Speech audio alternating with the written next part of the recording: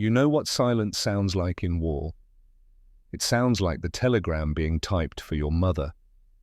It isn't the crack of rifles, it isn't the thunder of artillery rolling across the hills like a summer storm that forgot how to stop.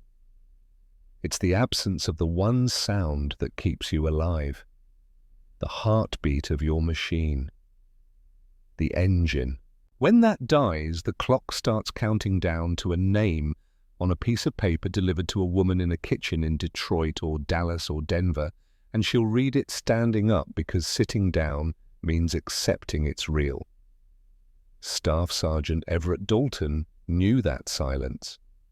He was living inside it. June 14th, 1944. 0400 hours, 6 days after the beaches ran red. Normandy, France, though France was a generous word for what they were stuck in. This wasn't the France of postcards and paintings. This was a country drowning in its own mud, a landscape that had given up trying to be solid ground and had surrendered to becoming a vast, sucking mouth that swallowed trucks, swallowed boots, swallowed hope. The rain came down in sheets, not the kind of rain that waters crops, the kind that erases the world. Visibility, 20 feet on a good minute. Temperature, 42 degrees Fahrenheit, which sounds survivable until you factor in the wind and the wet and the fact that they'd been soaked for 16 hours straight. The cold wasn't dramatic. It was patient. It worked its way through wool and cotton and skin until it settled into your bones and made a home there. Dalton lay on his back in the freezing mud beneath the corpse of his truck. The GMC M35, the deuce and a half, 2.5 tons of American industrial might, now nothing more than a tombstone with wheels. He had a flashlight clamped between his teeth. The beam cut through the darkness under the chassis, illuminating a scene of mechanical carnage. The drive shaft had snapped clean in two, not bent, not cracked, snapped, like someone had taken bolt cutters to a man's spine. The transmission casing had a crack running along its housing, gear oil bleeding out into the French earth, mixing with the rain and the mud until it became a black soup that smelled like failure and 30-weight regret. Dalton touched the broken metal. His hands were stained black.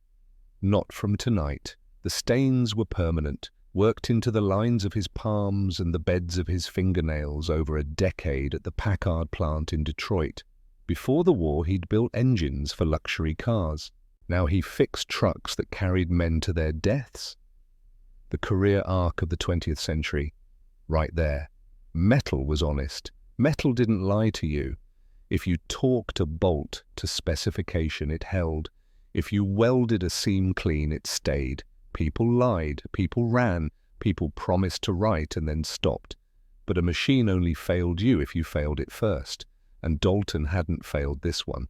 The mud had won by being deeper than the truck was tall. Simple geometry, simple physics, simple death. He slid out from under the chassis. The rain hit his face like a slap from a wet towel.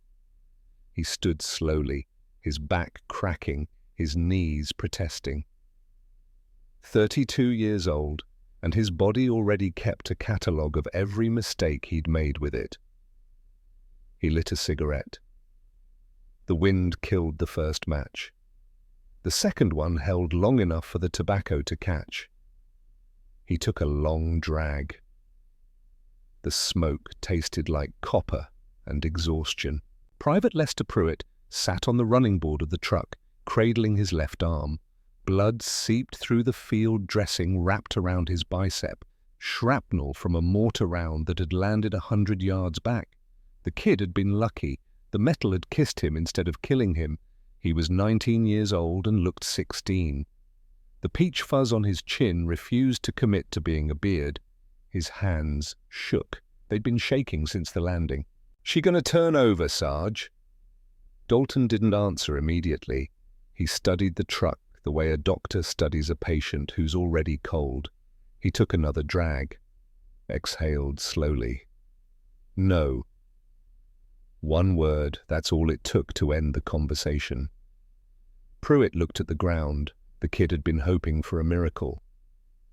Dalton didn't deal in miracles, he dealt in torque specifications and compression ratios and the brutal mathematics of ground clearance versus mud depth.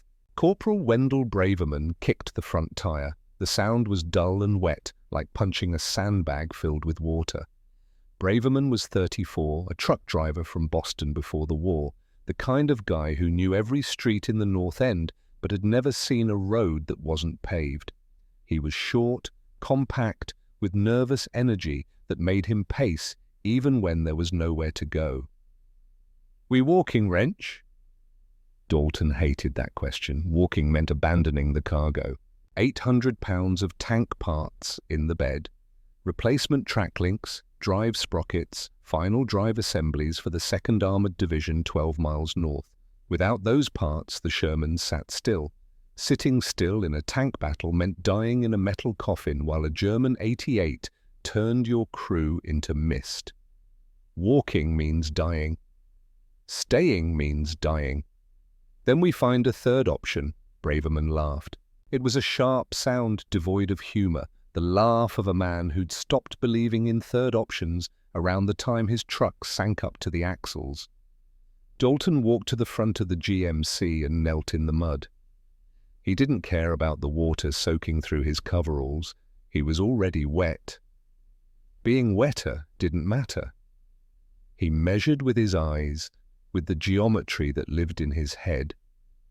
The same geometry that had kept him alive through North Africa and Sicily. Ground clearance, 9 inches from the bottom of the differential to the earth. Mud depth, 14 inches and sinking. The math was simple and unforgiving. You couldn't drive a truck when its belly was buried. Didn't matter how much horsepower you had. Didn't matter how hard you pressed the gas. The mud was stronger than the engine, and the mud didn't get tired. Behind them, the sound of boots in water. Heavy steps. Deliberate. The kind of walk that announced authority before the person arrived. Captain Raymond Holbrook emerged from the rain like a statue learning to move. 48 years old, West Point, career officer, a man who believed the field manual was the word of God written in government ink. His uniform was somehow still pressed, despite the weather. His face was carved from granite, all sharp angles and no warmth. "Report," Dalton stood. He didn't salute. You didn't salute officers in a combat zone. Saluting told snipers who to shoot first. Drive shaft snapped, transmission cracked, differential housing compromised. "She's finished, sir." Holbrook walked around the truck. He looked at it the way an executioner looks at a condemned man, checking to make sure the sentence is just. He knelt. He looked under the chassis. He stood. He wiped his hands on a handkerchief that would never be white again. "I saw a structure 1/2 mile east, appeared to be a barn." "Yes, sir." British vehicle, Bedford QL abandoned." Dalton's heart rate increased. Just a tick. Just enough to matter. A Bedford. British truck. Right-hand drive, narrow track, tall and ungainly. Built for the Burma campaign, not European mud, but it was a truck. And a truck was hope. "Sir, we could transfer the cargo. Requisition the vehicle under field necessity clause." "No." The word came down like a hammer on an anvil. Final. Absolute. "Sir, with respect, Field Manual 10-15, Section 4, Paragraph 7. Unauthorized acquisition of Allied equipment without written authorization from a commissioned officer at battalion level or higher constitutes misappropriation of military assets. Court-martial offense, Sergeant." Dalton stared at the captain. The rain ran down between them like a curtain neither man could see through. "Recovery team en route. ETA 36 hours. You will secure this position and wait for extraction." "Sir, the parts are not worth 3 charges of court-martial." Holbrook turned, started walking back toward the command post 2 miles south. Then he stopped, turned his head slightly, not looking at them, looking at the rain. "2nd Armoured is counting on those parts, Sergeant, but they're not counting on receiving them from men facing criminal charges. 36 hours, make peace with it. He disappeared into the grey. The sound of his boots faded. The rain filled the silence he left behind. Pruitt looked at Dalton. The kid's eyes were wide, young enough to still believe orders mattered more than physics. "What do we do, Sarge?" Dalton crushed his cigarette into the mud. He looked at the GMC, at the cargo, at the road north that they couldn't travel, at the timeline in his head that was counting down to failure. "We wait." But even as he said it, he was thinking. The barn, the Bedford, the 36 hours they didn't have, the math that didn't add up to survival. Braverman pulled out a deck of cards, water-damaged, bent, but still functional.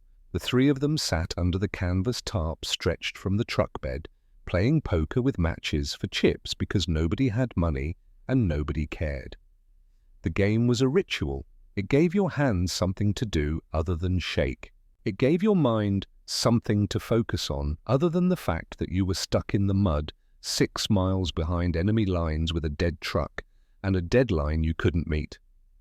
They played in silence. The only sounds were the slap of cards on the tailgate and the endless percussion of rain on canvas. Somewhere in the distance, artillery rumbled. Whose artillery? They couldn't tell. American and German guns spoke the same language of thunder. Then Pruitt's radio crackled, static first. Then a voice, broken and distorted by distance and weather. Pruitt pressed the headset tighter against his ear, adjusted the frequency. The voice clarified. "All units, be advised. Intelligence reports enemy armor movement. Panzer Division, estimated battalion strength, moving northwest toward Allied positions. Second Armored requests immediate resupply. Critical. Repeat, critical." The transmission dissolved into static. Pruitt looked at Dalton. The kid's face had gone pale under the dirt. "Sarge, if the Shermans don't get those parts..." He didn't finish. He didn't have to.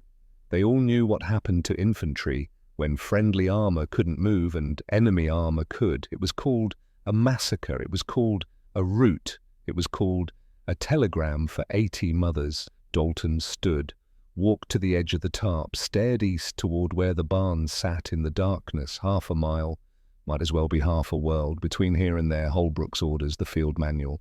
The court-martial waiting for anyone who decided survival mattered more than regulations. "Wrench?" Braverman's voice, quiet. The question underneath the question. Dalton made a decision. He'd made thousands of decisions in his life. Most didn't matter. This one would echo. "Sparks, can you rig the radio to run silent? No transmission, just receive." "Yeah, why?" "Because if we're not transmitting, we're not disobeying orders to maintain radio silence." Pruitt understood. Started working, pulled the microphone, disabled the send function. "Cabby." "Yeah." "You know anything about right-hand drive?" "I know it's backwards." "Close enough. Grab the toolbox." They moved, not running, not walking, moving with the purpose of men who'd decided that physics mattered more than paperwork. Dalton led them east. The rain covered the sound of their boots. The darkness covered their movement.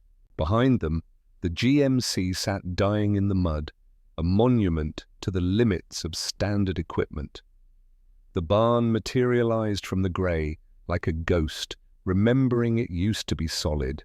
Old stone foundation, wooden walls that had seen better decades, roof half collapsed. The door hung from one hinge. Dalton pushed it open. The hinges screamed. Inside, darkness and the smell of old hay and bird droppings and something else. Gasoline, oil, the perfume of machines. He clicked on his flashlight. The beams swept across the interior. There. The Bedford QL sat in the shadows like an ugly secret someone had tried to hide. It was tall, absurdly tall.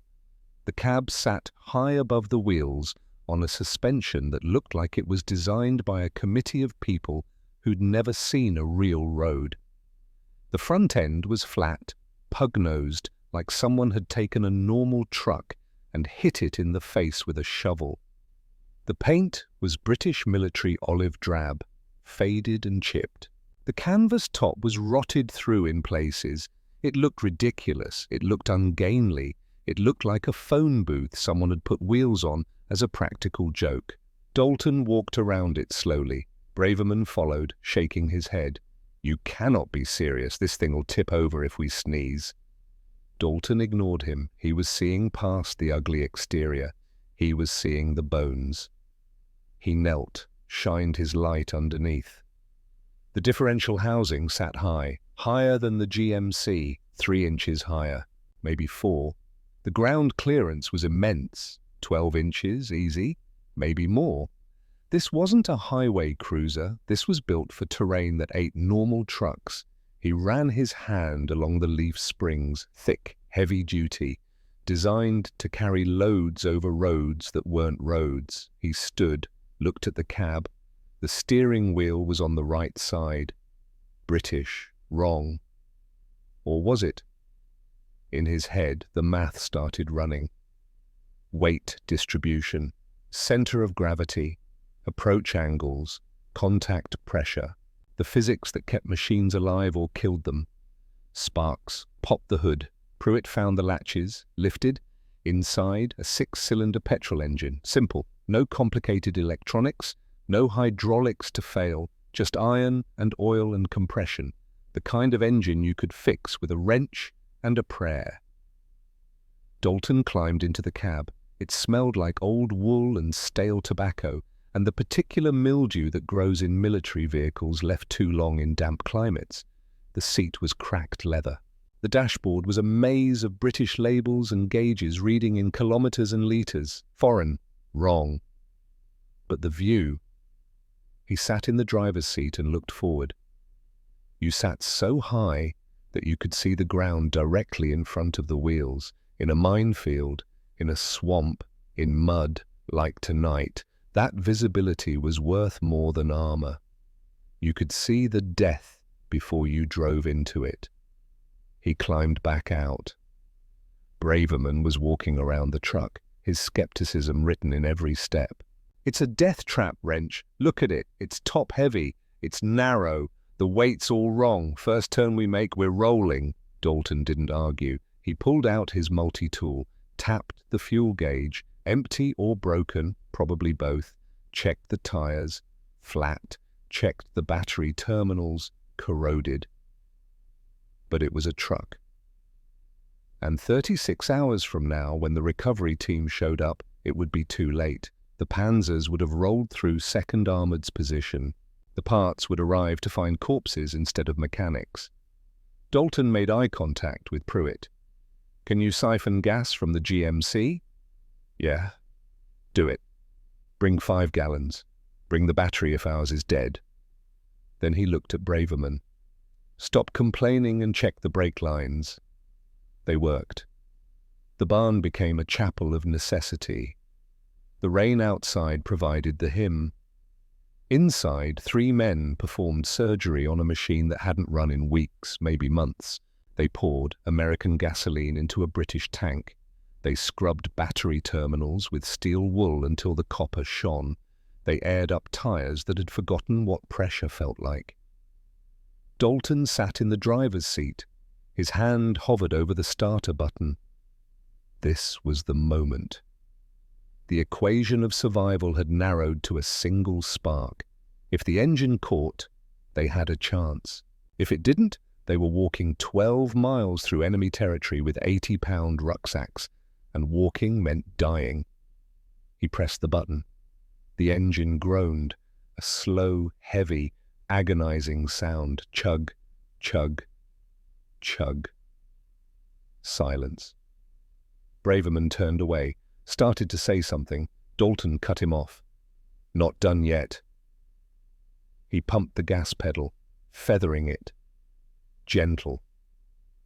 Like coaxing life back into something that had forgotten how to live. He pressed the button again. Chug, chug, cough. A plume of black smoke erupted from the exhaust pipe, blasting out into the barn like the breath of a dragon that had been sleeping too long. The engine caught. It didn't purr, it rattled, it clattered, it sounded like a sewing machine filled with gravel and bad intentions, but it was running.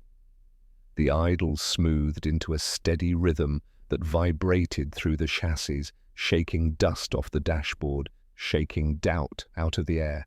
Pruitt let out a sound somewhere between a laugh and a prayer. Even Braverman cracked a smile. Small, brief, but real. Dalton sat there, feeling the engine vibrate through his spine, through his hands on the wheel, through the seat. The sound filled the barn. It filled his chest. It sounded like a heartbeat. It sounded like possibility. He leaned out the window, looked at Braverman, who was still wiping soot off his face from the exhaust blast. She's ugly. Yeah. She's weird. Yeah. She's built backwards. Yeah. Dalton pointed at the wheels, at the height, at the clearance that the GMC would never have. But this ugly pile of British iron is going to carry us home. But as Dalton sat there in the driver's seat, listening to the engine rattle like a bag of bolts tumbling down a mine shaft, the mechanic in him took over. The engine ran. That was victory. But victory wasn't enough. The purity of the original design was fine for hauling supplies behind the lines in Burma. This was Normandy. This was France. This was mud that had swallowed better trucks than this one. They didn't just use machines, they improved them, they adapted them, they made them fit the war instead of waiting for the war to fit them. Dalton killed the engine, let the silence rush back in. Then he looked at Pruitt and Braverman with the expression of a man who'd just seen the future and decided to build it himself. We're not done. Get the welding kit from the GMC. We're modifying this thing. Braverman stared at him. Modifying? Wrench, we don't have authorization to even be here, and you want to start cutting into Allied equipment? I want to make it work. There's a difference. Yeah. One gets you yelled at, the other gets you shot. Dalton climbed out of the cab, stood in the barn doorway. The rain had lessened to a steady drizzle. Dawn was coming, turning the sky from black to grey, from night to that ambiguous hour where you couldn't tell if the world was waking up or dying quietly. 0530 hours, 10.5 hours until the 1600 deadline. The math was tight. Transfer cargo, modify truck, drive 12 miles through enemy territory. It was possible, barely. He walked back to the GMC. The dead truck sat there like a monument to good intentions. They stripped it, not gently. There was no time for gentle. They took the sandbags from the bed, the spare tire, the jerry cans of fuel and water.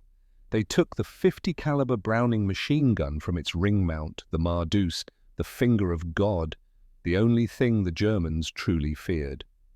Pruitt worked the radio while they loaded, static, German voices on the lower frequencies, then an American transmission, broken and faint. Second armored, taking fire. Panzers confirmed. Need those parts. The signal dissolved. Pruitt looked at Dalton. The kid's face said what his mouth didn't.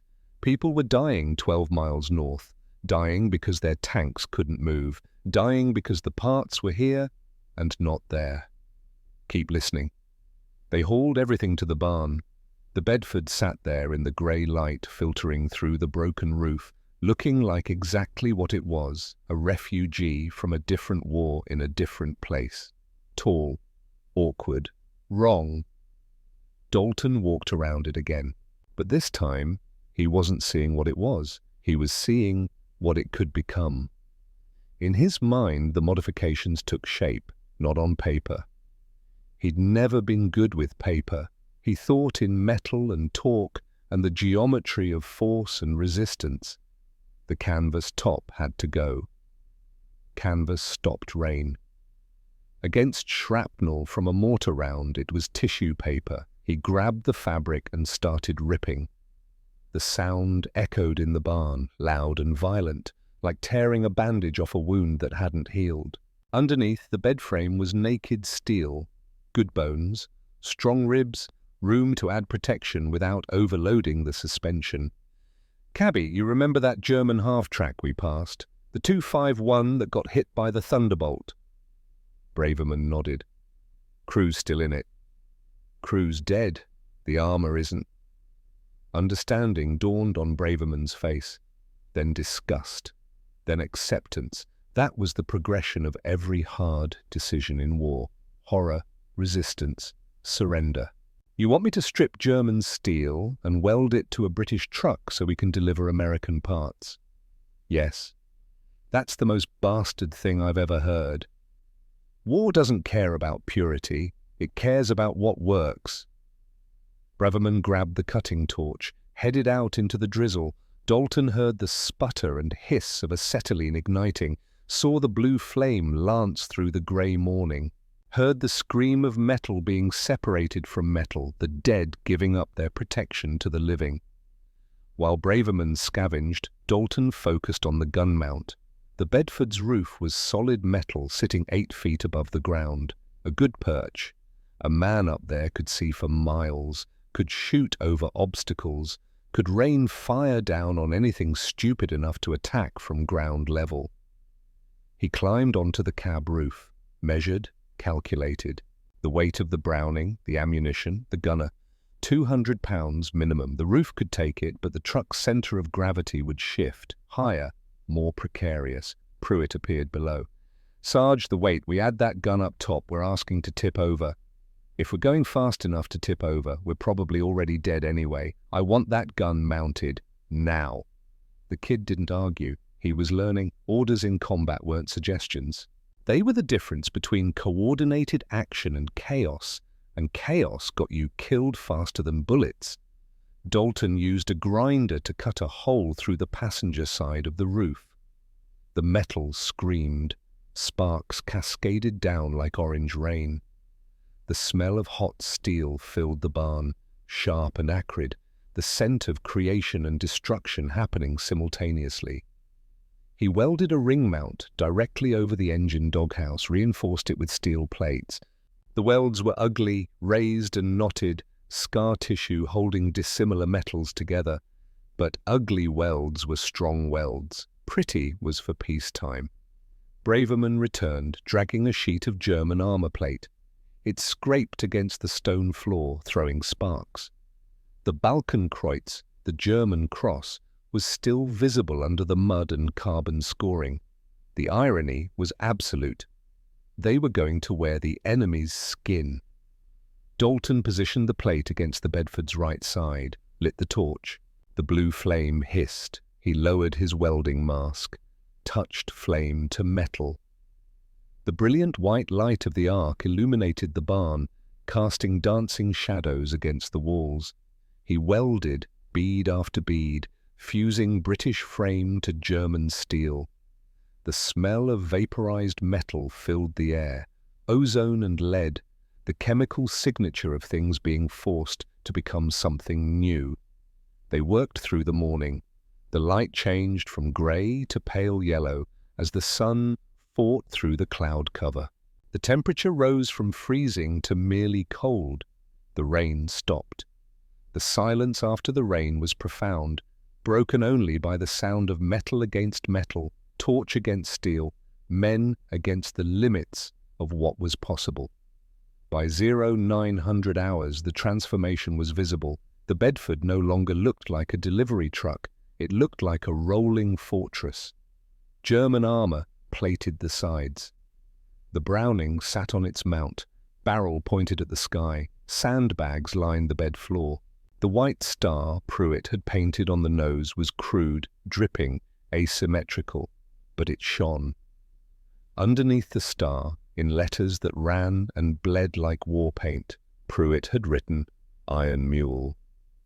Dalton stood back, looked at what they'd built. It was ugly. It was terrifying. It was a Frankenstein's monster, a hybrid of 3 nations welded together by necessity and desperation. It was the most beautiful thing he'd ever seen. "Mount up, we test it." They climbed in, Dalton in the driver's seat. The right side, wrong for an American. The steering wheel was huge, thin-rimmed, angled horizontal like a ship's helm. The gear shift was in the center, meant for a left hand, while the right hand stayed on the wheel, everything backwards, everything wrong. He started the engine. The rattle was louder now, amplified by the armor plates echoing inside the cab. He let out the clutch. The iron mule lurched forward. The added weight was immediately apparent. It felt heavy, planted, like trying to drive a bank vault. They rolled out of the barn, into the pale sunlight, toward the mud pit where the GMC sat dying. This was the test, the same slurry that had murdered the American truck just hours before. The same physics, the same mathematics of pressure and depth and the limits of what wheels could do. Dalton aimed straight for it. Braverman gripped the dashboard. "Wrench, you sure about this?" "No." He didn't slow down. Speed was momentum. Momentum was survival. He hit the mud doing 15 miles per hour. The Bedford's front wheels bit into the slime. Found purchase where there should have been none. The high differential cleared the muck that would have snagged the GMC. The oversized tires, carrying less weight than he'd calculated, spread the load. The truck didn't plow through the mud. It waded over it. For 50 feet, it worked. The iron mule climbed out of the pit. The tires found harder ground. Dalton felt relief flood his chest. Then the truck started sinking. Not fast, slow, inexorable. The rear end settled, deeper. The suspension compressed, the wheels spun. The engine roared. The truck stopped moving forward and started moving down. They were sinking faster than the GMC had. "No, no, no, no." Braverman's voice rose. "We made it worse." Dalton killed the engine, sat there in the sudden silence, stared at the mud creeping up the door, felt the cold mathematics of failure settling in his chest. He'd calculated wrong. The German armor, the gun mount, the sandbags. He'd added 800 pounds to a truck that was already marginal. He'd made it stronger but heavier. And in mud, weight was death. Physics didn't care about armor. It cared about pressure. Force divided by area, and he'd increased force without increasing area enough to compensate. He climbed out, stood in the mud. It came up to his shins. The iron mule sat there, sinking, the nose tilted up at a pathetic angle, like a drowning man reaching for air. Pruitt climbed out too, looked at the truck, at Dalton. The kid's face held the expression of someone watching hope die in real time. "What do we do?" Dalton didn't answer. He walked around the truck. Calculating, recalculating. The armor had to go. All of it. Every pound they'd added. Strip it back to bare bones. But then they'd have no protection. They'd be a soft target rolling through a shooting gallery. Unless... He stopped, stared at the mud, at the tires half submerged, at the contact patch where rubber met earth. The realization hit him like a slap. He'd been thinking about it wrong. Weight was part of the equation, yes, but surface area was the other part, and he could change surface area without changing weight. "I'm an idiot." Braverman looked at him. "What?" "Pressure equals force divided by area. We can't change force much, so we change area." "What are you talking about?" Dalton was already moving, back to the barn, to the tool chest. He pulled out the tire gauge, the hand pump, started working while his mind ran the calculations. Standard tire pressure, 32 psi. Contact patch, maybe 30 square inches per tire. 4 tires, 120 square inches, total contact. The Bedford loaded weighed, what, 11,000 pounds? That was 91 psi ground pressure. Mud collapsed at 18 pounds per square inch, but if he dropped the tire pressure to 15 pounds per square inch, the tires would deform, spread out, double the contact patch, 240 square inches, ground pressure dropped to 46 psi, still too much but getting closer, then strip the armor. All of it, every pound of German steel, get the weight down to 9,000 pounds. Now ground pressure was 38 psi, still not enough. He stood, looked at the Bedford, at the chassis. At the empty space underneath, flotation. He needed flotation, something to spread the load even more, like snowshoes, like pontoons. "Cabby, those empty fuel drums by the GMC. Bring them, all of them." "What for?" "We're building a raft." They worked through the afternoon, stripped every pound of armor they'd just welded on. The German plates came off, leaving weld scars on the British frame like surgical marks. The sandbags came out, the extra ammunition, everything that wasn't essential. Then Dalton welded the empty 50-gallon drums under the chassis, lengthwise, port and starboard, like a boat's pontoons, sealed them. They weren't airtight, but they were buoyant. They displaced mud. They spread the load. He moved weight distribution. Heavy cargo forward over the front axle, light supplies in back. The physics of teeter-totters and seesaws applied to a 5-ton truck. By 1400 hours they were done. The iron mule looked different, leaner, meaner. The fuel drums underneath gave it a strange profile, like a truck that had decided to become a landing craft. Dalton checked his watch. 2 hours until the 1600 deadline. 2 hours to test, to drive 12 miles, to deliver. The math was impossible. He did it anyway. They winched the Bedford out of the mud pit using the GMC's winch and every length of cable they could find. Pruitt operated the winch. Braverman guided. Dalton sat in the driver's seat, steering, feeling the truck resist, then surrender, then emerge from the mud like a berth. When the wheels found solid ground, Dalton didn't stop. He backed up, 50 yards, gave himself running room, looked at the mud pit one more time. This was it, the second test, the last test. If it failed again, they were done. Walking, dying, sending telegrams home. He floored it. The iron mule surged forward, the engine screamed, the speedometer climbed. 20 miles per hour, 25. The mud pit rushed toward them. Impact. The front wheels hit, bit deep. The truck shuddered. The suspension groaned. The fuel drums scraped bottom, but the wheels kept spinning. The deflated tires spread wide, grabbing earth that wasn't quite solid and wasn't quite liquid. The truck plowed through. Mud flew up in sheets. The windshield went brown. Dalton drove blind, steering by feel, by memory, by faith. And then they were through, on the other side, on hard ground. The engine still running, the wheels still turning, the truck still alive. Pruitt let out a sound that was half laugh, half sob. Braverman sat frozen, hands braced against the dashboard, face white. Dalton stopped the truck, killed the engine, climbed out, walked to the front. The iron mule was covered in mud from bumper to roof. The white star was invisible. The wheels looked like they were wearing brown boots. Steam rose from the engine. The fuel drums had dents and scrapes, but held. She'd made it. The ugly Duchess.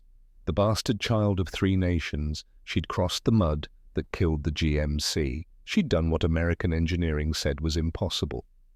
Dalton patted the hood, felt the heat radiating through the metal, looked at Pruitt and Braverman. "Load everything. We leave in 15 minutes. They scrambled, transferred the cargo from the GMC to the iron mule, the tank parts, the ammunition, the fuel, the tools, everything Second Armored needed and everything they'd need to survive the 12 miles between here and there. Pruitt painted a new white star over the mud on the nose, touched up the letters spelling Iron Mule. The paint ran in the moisture, dripped down the green metal like war paint on a warrior's face. Dalton checked his watch. 14:30 hours, 90 minutes to deadline, 12 miles through enemy territory. Average speed needed 8 miles per hour. Possible, barely, if nothing went wrong. When did anything ever go right in war? He climbed into the driver's seat, adjusted the mirror, checked the fuel gauge, 3/4 full. Enough. Braverman slid into the passenger seat. Pruitt climbed up through the roof hatch, positioned himself behind the Browning. The kid looked small up there, young, terrified, but his hands were steady on the gun. Dalton started the engine. The rattle filled the cab. The vibration shook through the frame. He put his hand on the gear shift, left hand, wrong hand. But he was learning. First gear, clutch out. The iron mule rolled forward. Behind them, the GMC sat in the mud, abandoned, a monument to the limits of standard equipment. Ahead, 12 miles of hedge country, narrow roads, German patrols, and a deadline that wasn't a suggestion. Dalton shifted into second. The engine's rhythm steadied. The truck found its pace. 7 miles per hour. 8. The speedometer needle climbed. The sun broke through the clouds. For just a moment, the French countryside looked almost beautiful. Green hedgerows, stone walls, fields that would grow wheat again someday when the blood washed out of the soil. Then reality reasserted itself. They were 3 men in a modified British truck carrying American parts through German-occupied territory with 90 minutes to save 80 lives. The war didn't care about beauty, it cared about logistics, about steel and fuel and the brutal mathematics of who arrived first with the most. Dalton gripped the steering wheel, aimed the iron mule north, pressed the accelerator. The ugly truck that refused to quit carried them toward a deadline that wasn't negotiable and a fight that was inevitable. The road ahead disappeared into the green walls of the bocage. Somewhere in that maze, death was waiting. But so was Second Armored. So were the men counting on parts they didn't know were coming.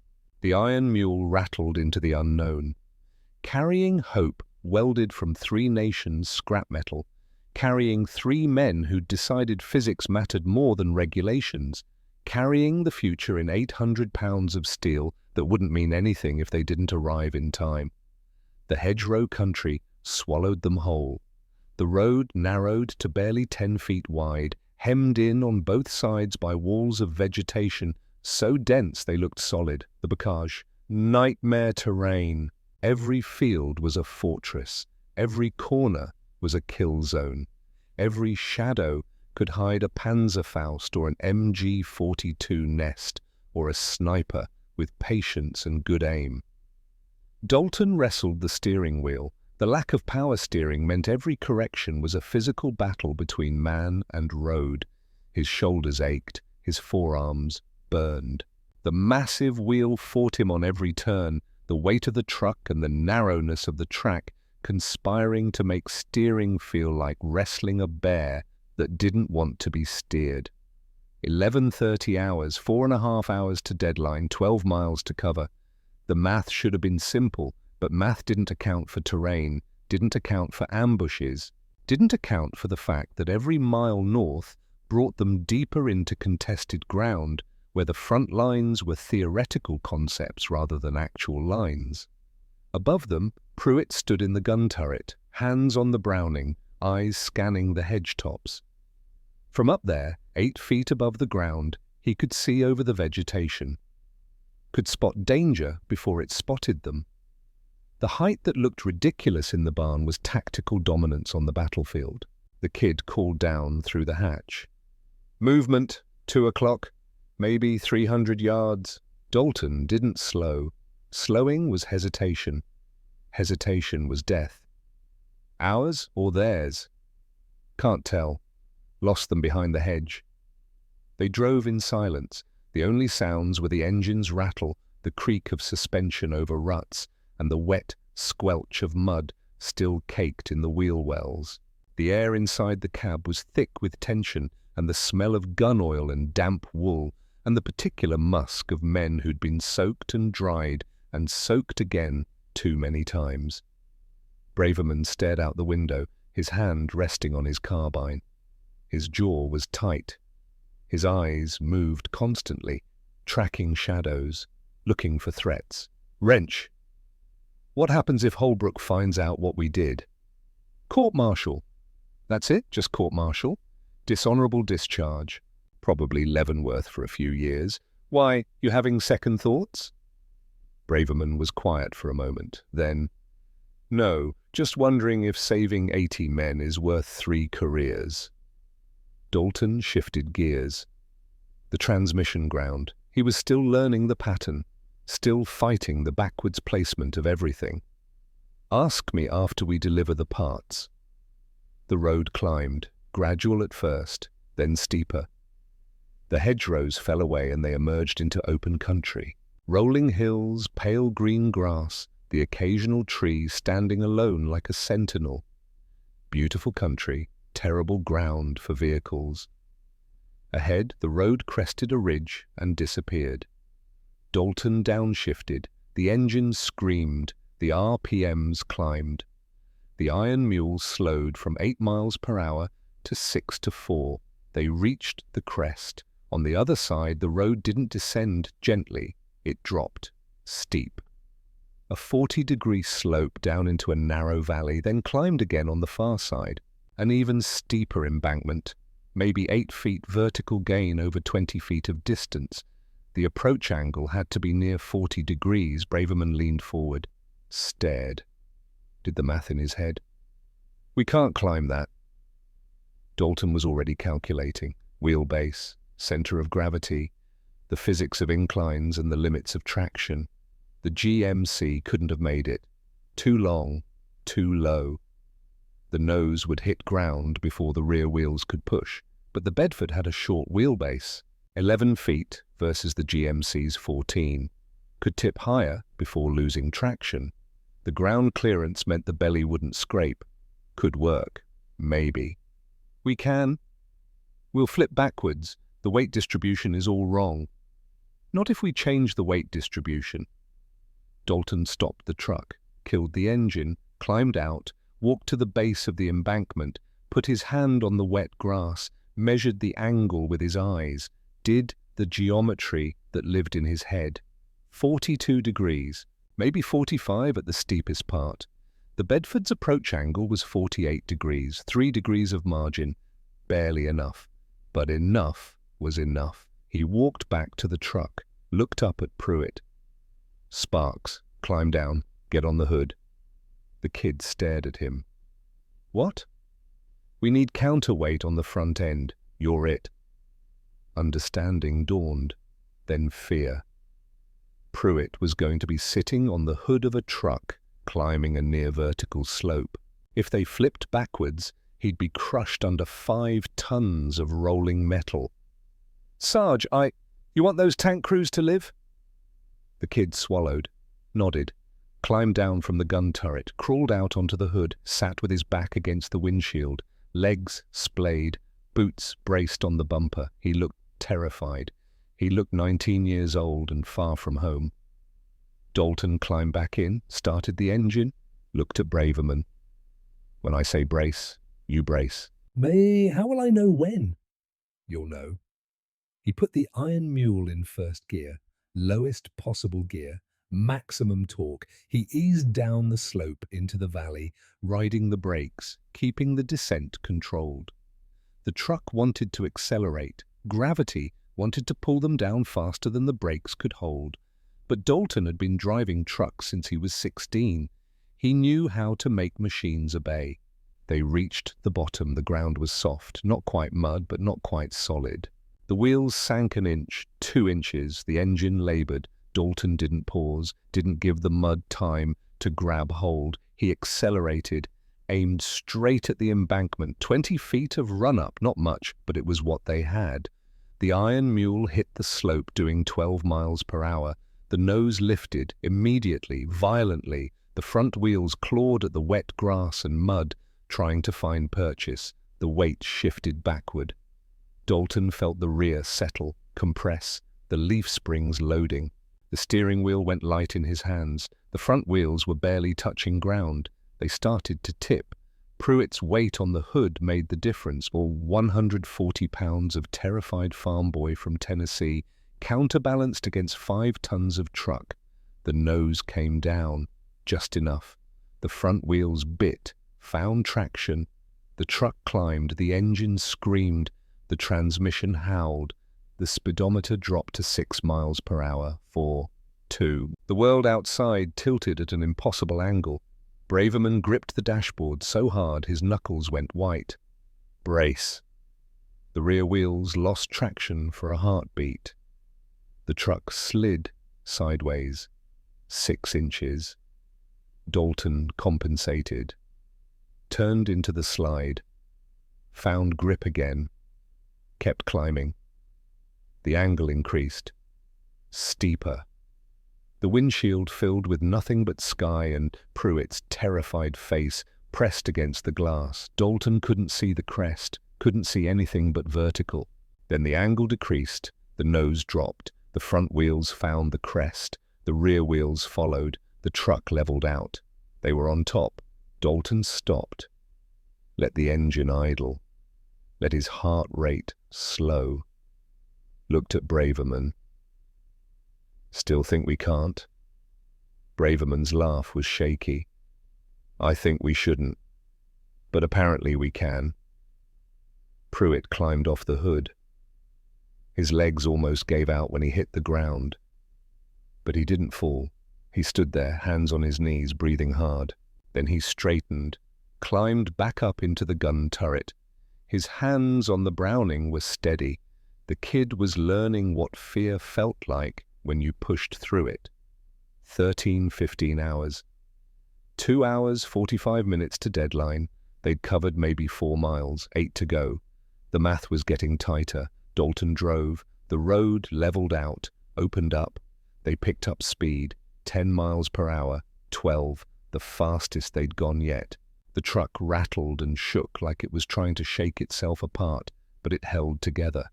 The welds held, the frame held, physics and faith in equal measure. Then Pruitt shouted, "Gun, 3 o'clock!" Dalton saw it the same instant. Muzzle flash from a hedgerow 200 yards out. The sound followed a heartbeat later, the sharp crack of a machine gun opening up. German, MG-42, 1,200 rounds per minute. The Hitler's buzzsaw. Tracers lashed across the road. Green fire. Beautiful and deadly, they hammered into the right side of the iron mule. Sparks showered. The sound was deafening, like being inside a bell someone was hitting with a sledgehammer. But the bullets didn't penetrate. They struck the fuel drums welded under the chassis, struck the thin sheet metal of the body, punched through on the passenger side, but Braverman was already down, pressed against the floor, making himself small. The irony of the right-hand drive saved Dalton.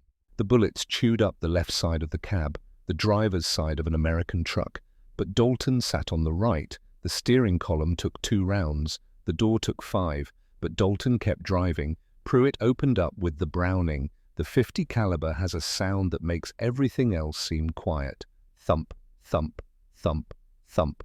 Slow, deliberate. Each round a half-inch diameter projectile moving at 2,800 feet per second. Each round carried enough energy to punch through brick walls, engine blocks, human beings. From his elevated position, Pruitt could see over the hedgerow, could see the German gun crew that had ambushed them. The heavy rounds walked across the enemy position. Dirt exploded, vegetation shredded. The German gun went silent. They kept driving. Dalton didn't slow down, couldn't slow down. Stopping meant becoming a stationary target. Stationary targets died. The engine temperature gauge climbed. Dalton noticed it through the adrenaline, noticed the way steam was starting to wisp from under the hood, noticed the way the engine's note changed, becoming rougher, more labored. A mile later, the steam became a plume.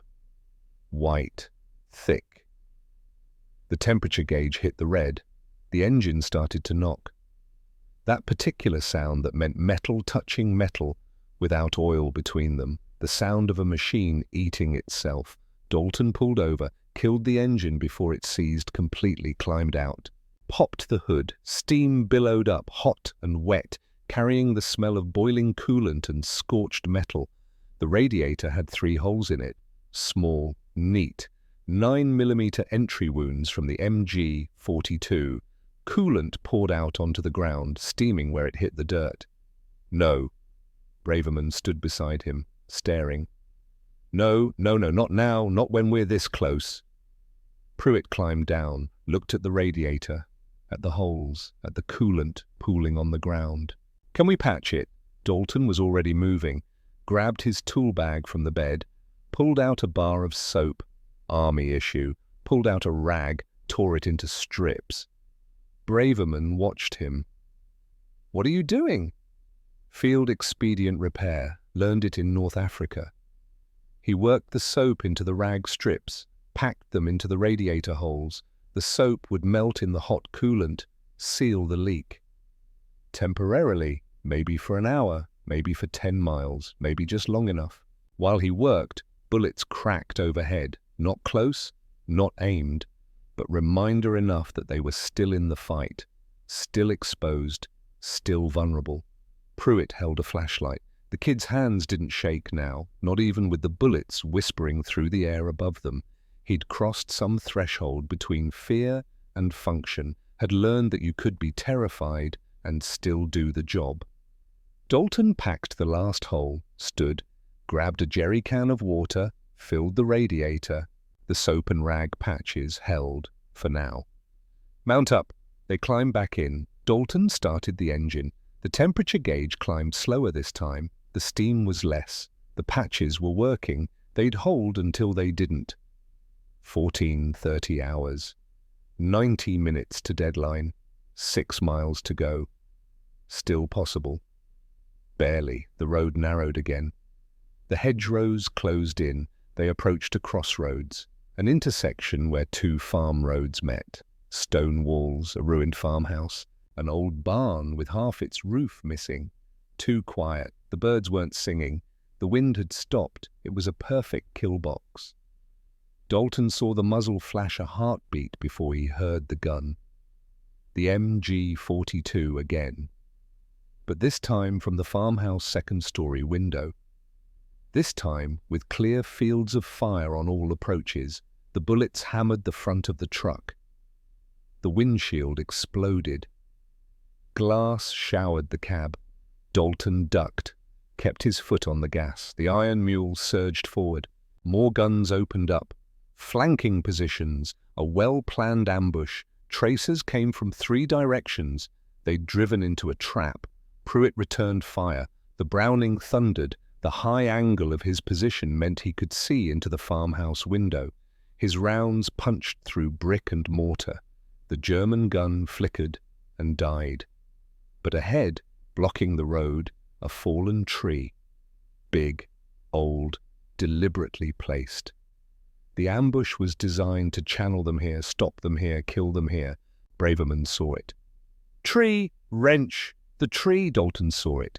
Calculated. The tree was 3 feet in diameter, 4 feet off the ground at its highest point. The approach angle, the wheelbase, the physics of climbing over obstacles. He didn't touch the brake. Brace! The iron mule hit the log at 15 miles per hour.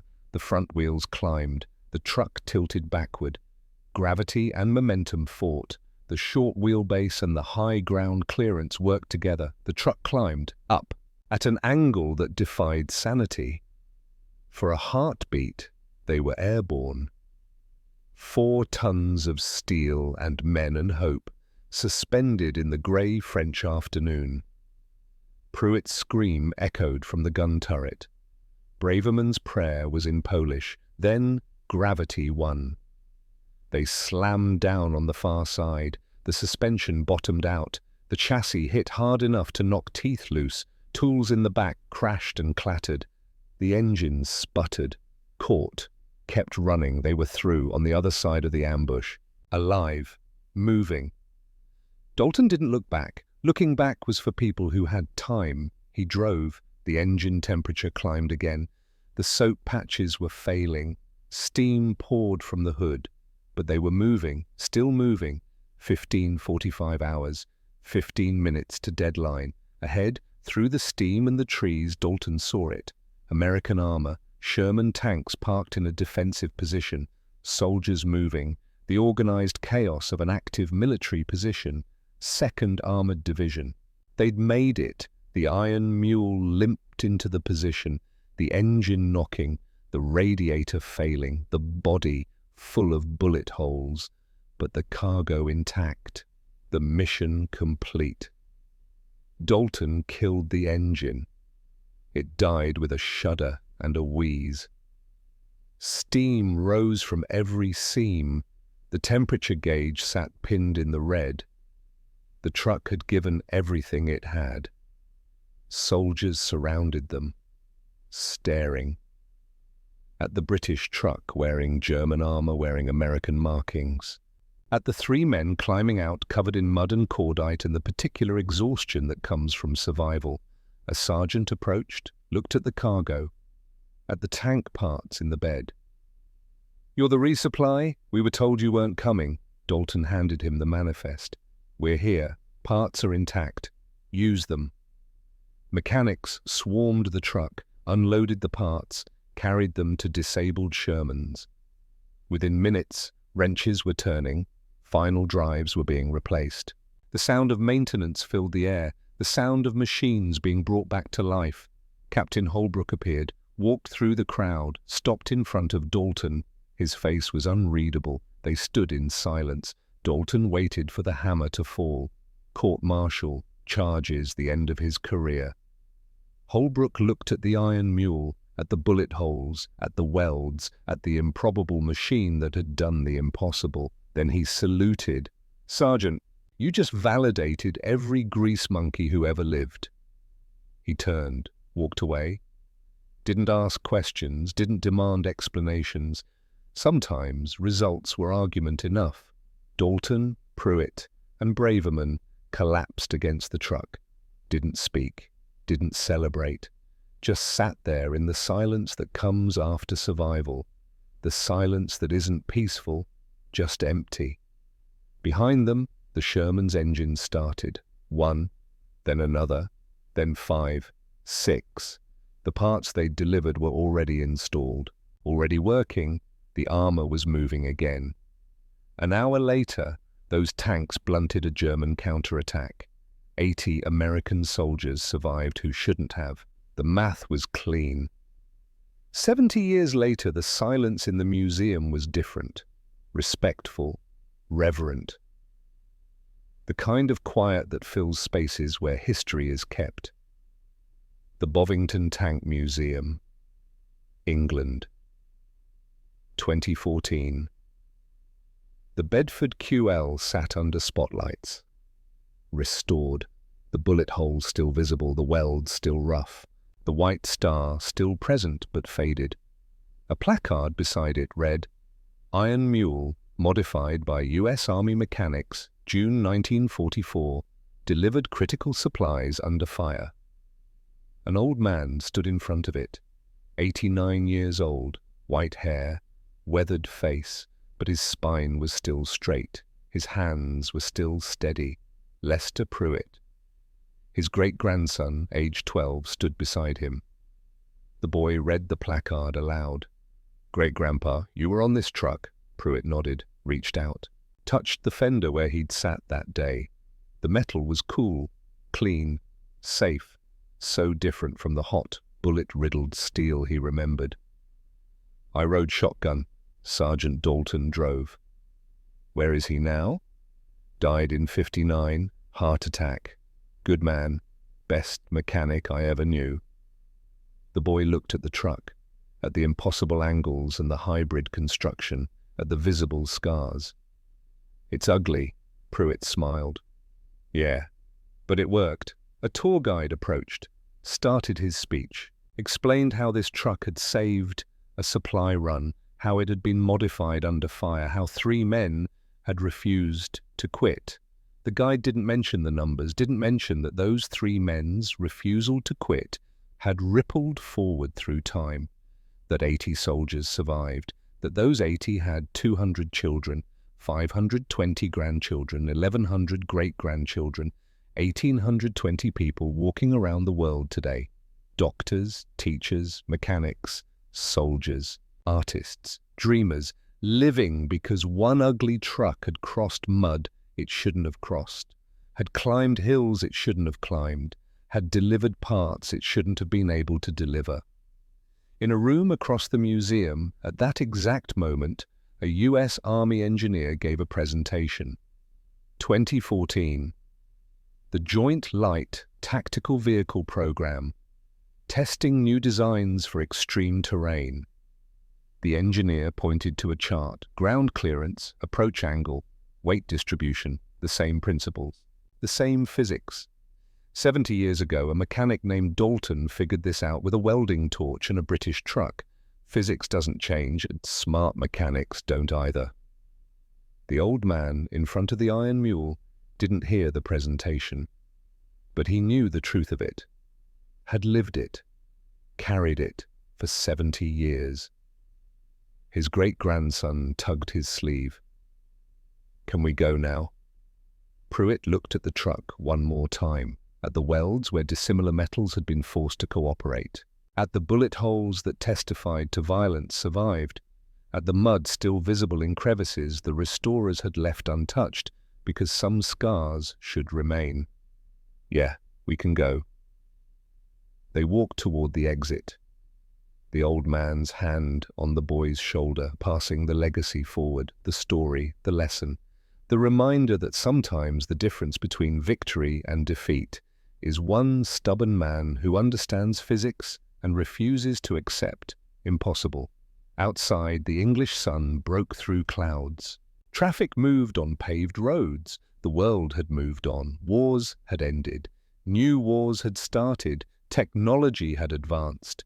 But the principles remained: ground clearance, approach angle, weight distribution, the physics of survival. And somewhere in the noise of the modern world, if you listened closely, you could still hear it.